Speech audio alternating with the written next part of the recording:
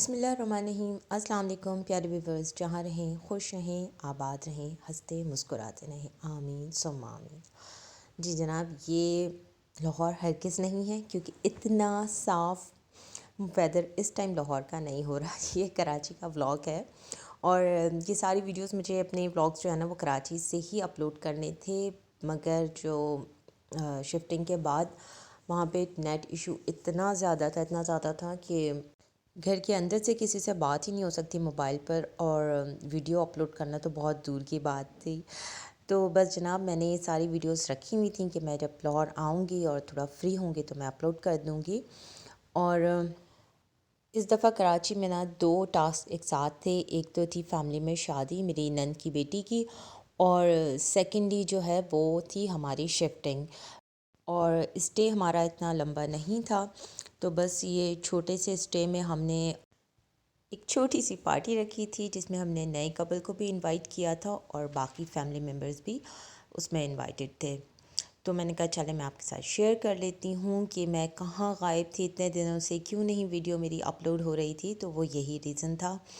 और डिनर हमने अरेंज किया था जिसमें सीज़न के हिसाब से फ़िश थी, ये chicken pulao, sorry beef, I think beef pulao था, बहुत ही मज़े का।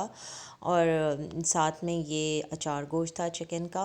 बीफ पुलाव कराची में वैसे नहीं कोई खाता है, लेकिन बिरयानी हमारे यहाँ बहुत मस्त होती है दावतों में, आम दिनों में भी, और दावत हो तो फिर बिरयानी बनती ही बनती है। लेकिन यह है कि अभी शादियों में इतनी ज़्यादा बिरयानी खाई थी ना कि सब फुल थे, तो ये बीफ पुलाव इस वजह से बना था।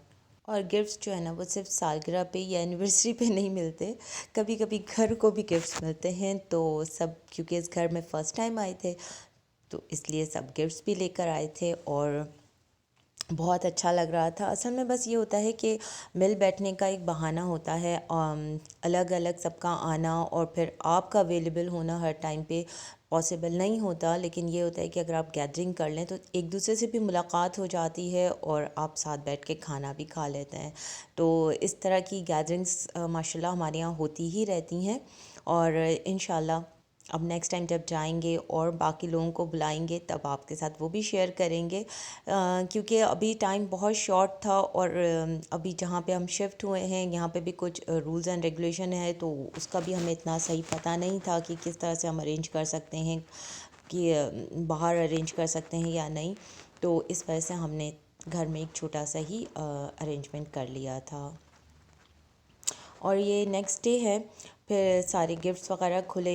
और शादी होते ही ना बच्चे बहुत बड़े हो जाते हैं। ये जिनकी अभी शादी हुई है उनकी तरफ से सिंडरी गिफ्ट उन्होंने हमें गिफ्ट किया था, और ये 3 का पेयर है।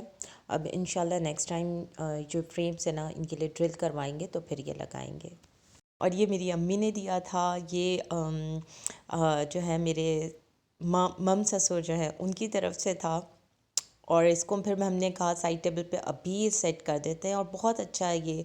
कमरे में अगर ट्यूबलाइट ना जलाए ना तब भी इससे बहुत अच्छी रोशनी आ रही थी।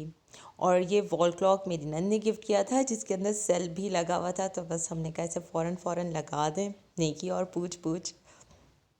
कमरे में दीवार पे अगर वॉल क्लॉक ना होना तो फिर वो मिसिंग होता है, कि उसका एक सिंगार होता है दीवार का। और ये मेरी एल्डर सिस्टर है, उसने गिफ्ट किया था।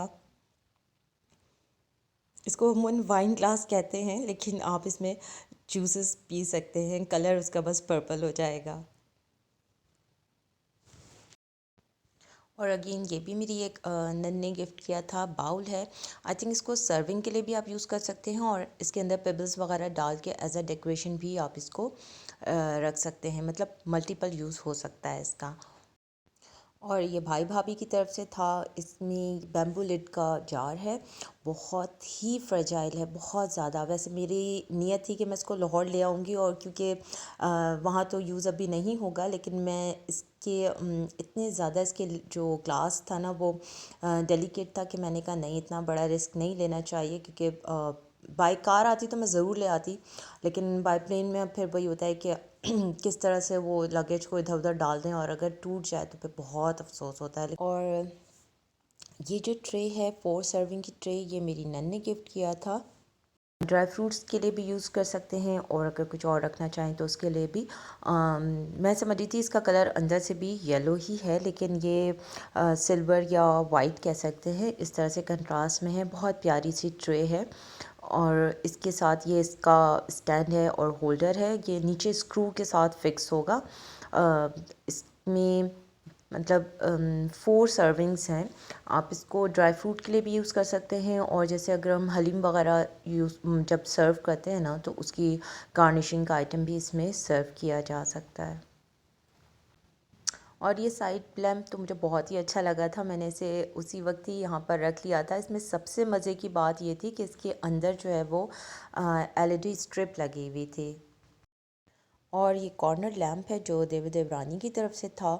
इसका जो स्टैंड है वो मार्बल बेस है, इस वजह से इसके अंदर जो है ना होल्डिंग पावर बहुत अच्छी है। मतलब अगर बच्चे बच्चे टकरा जाए ना, खुदा ना खास्ता कोई, तो ये गिरेगा नहीं। और इसमें इस तरह से छोटे छोटे लैंप्स लगे हुए थे, बहुत ब्यूटीफुल, बहुत ही अच्छा लग रहा था। इसे भी हमने उसी टाइम पे सेट कर लिया था।